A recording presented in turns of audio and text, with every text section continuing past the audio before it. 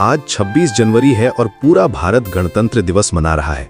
लेकिन क्या आप जानते हैं कि ये दिन सिर्फ एक छुट्टी नहीं है, बल्कि हमारे देश के इतिहास का सबसे महत्वपूर्ण मोड़ है।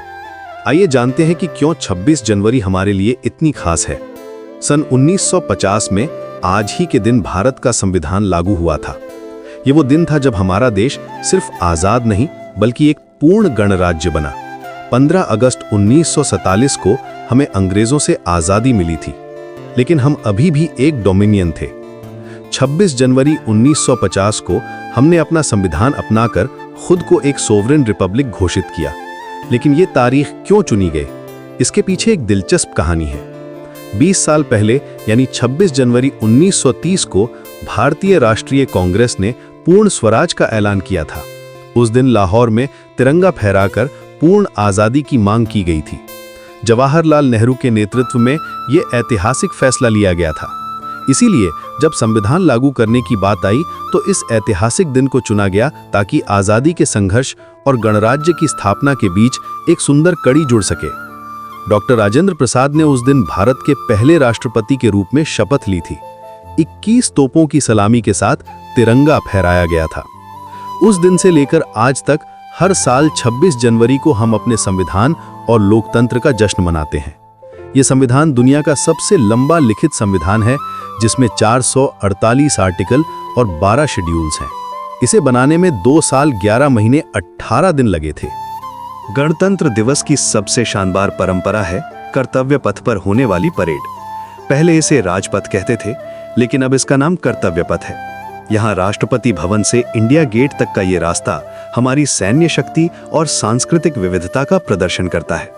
ये परेड लगभग 3 किलोमीटर लंबे रूट पर होती है और इसे देखने के लिए हजारों लोग आते हैं। इस साल यानी 2026 में परेड की थीम है वंदे मातरम के 150 साल।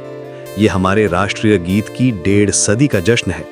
परेड में 30 झांकियां होंगी, 17 राज्यों और केंद्र शासित प्रदेशों की और 13 मंत्रालयों की। 2500 कलाकार सांस्कृतिक प्रदर्शन करेंगे।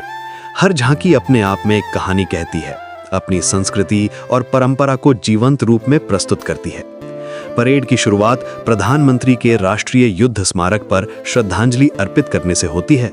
फिर राष्ट्रपति का आगमन होता है, जो प्रेसिडेंट्स बॉडीगार्ड की एस्कॉर्ट में आते हैं। ये बॉडीगार्ड दुनिया की सबसे पुरानी घुड़सवार रेजिमेंट है। तिरंगा फहराने के साथ राष्ट्रगान बजता है और 21 तोपों की सलामी दी जाती है। ये 21 तोपों की सलामी केवल राष्ट्रपति को दी जाती है।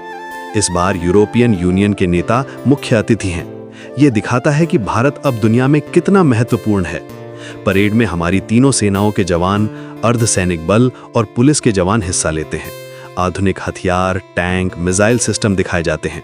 ये प्रदर्शन हमारी रक्षा क्षमता को दर्शाता है और दुनिया को संदेश देता है कि भारत अपनी सीमाओं की रक्षा के लिए तैयार है। सबसे खूबसूरत हिस्सा होता है राज्यों की झांकियों का। हर राज्य अपनी संस्कृति, परंपरा और उपलब्धियों को दिखाता है। राजस्थान की रंग बिरंगी झांकी हो या केरल की हरियाली से भरपूर प्रस्तुति, हर झांकी भारत की विविधता में एकता को दर्शाती है। बच्चों के सांस्कृतिक कार्यक्रम देखकर दिल खुश हो जाता है। हेलीकॉप्टर से फूलों की बारिश होती है और आसमान में तिरंगे के रंग में धुआं छोड़ते हुए विमान उड़ते हैं। गणतंत्र दिवस सिर्फ दिल्ली में नहीं बल्कि पूरे देश में मनाया जाता है। हर राज्य की राजधानी में, हर जिले में, हर स्कूल में तिरंगा फहराया जाता है। बच्चे परेड करते हैं, देशभक्ति के गीत गाते हैं।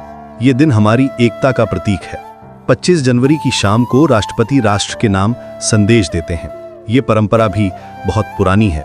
इसमें वो साल भर की उपलब्धियों और आने वाली चुनौतियों के बारे में बात करते हैं। ये संदेश पूरे देश को एक सूत्र में बांधता है। गणतंत्र दिवस के मौके पर राष्ट्रपति वीरता पुरस्कार भी प्रदान करते हैं। परमवीर चक्र, महावीर चक्र, वीर चक्र जैसे सम्मान उन बहादुर जवानों को दिए जाते हैं जिन्होंने देश की सेवा में अपना सर्वस्व न्यौछावर किया है। गणतंत्र दिवस समारोह का अंत 29 जनवरी को बीटिंग रिट्रीट सेरेमनी से होता है। विजय चौक पर यह समारोह होता है। तीनों सेनाओं के बैंड मिलकर संगीत प्रस्तुत करते हैं। अबाइड विद मी, ऐ मेरे वतन के लोगों, सारे जहां से अच्छा जैसे गाने बजाए जाते हैं। ये सेरेमनी बहुत भावुक होती है और इसके साथ ही गणतंत्र दिवस के समारोह समाप्त हो जाते हैं। ये दिन हमें याद दिलाता है कि हमारा संविधान कितना महान है